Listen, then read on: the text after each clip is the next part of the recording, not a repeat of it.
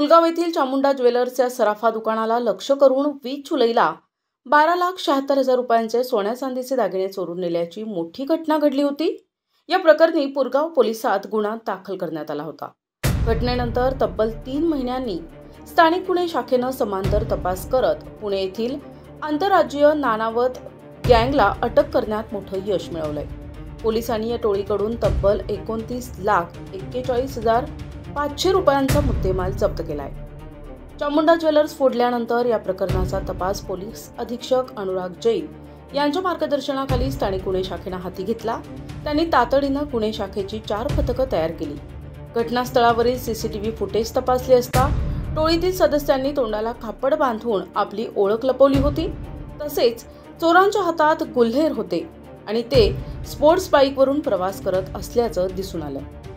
पथकानं राज्यातील सक्रिय गुन्हेगारांची माहिती घेतली असता अशा प्रकारे गुन्हे करणारी ही टोळी पुणे येथील असल्याचे पुढे आले आहे। तांत्रिक माहितीच्या आधारे चोरीचा गुन्हा पुणे जिल्ह्यातील नानावत गँगने केल्याचं निष्पन्न झालं। या टोळीतील विक्की उर्फ यामी राठोड यानेच साथीदारांसह ही चोरी केल्याचं स्पष्ट झालंय। गुन्हे शाखेचे पथक लागलीच पुणे जिल्ह्यातील रांजणगाव येथे धडकले आणि नानावत गँगच्या सदस्यांवर पाळत ठेवली। अखेर विक्की राठोड हा पिंपरी चिंचवड हद्दीत असल्याची माहिती मिळताच त्याला मोठ्या शिताफीनं अटक करण्यात आली आहे। दरम्यान त्याने वामन राठोड आणि राहुल उर्फ काळ्या राठोड आणि इतर साथीदारांसह गुन्हा केल्याची कबुली दिली आहे। पोलिसांनी वामन राठोड याला ताब्यात घेऊन अधिक तपास केला असता त्यांनी चोरलेले सोन्या चांदीचे दागिने आशा ठक्कर आणि सोमपाल नारायण सिंग यांना विकल्याचं सांगितलंय। स्थानिक गुन्हे शाखेच्या पथकानं तात्काळ गुजरात गाठले। सतत 9 दिवस शोध घेऊन गुजरात राज्यातील बडोदरा जिल्ह्यातील करजान येथे सापळा रचून सदर महिला आणि तिच्या साथीदाराला ताब्यात घेतले। त्यांनी दागिने खरेदी केल्याची कबुली दिली।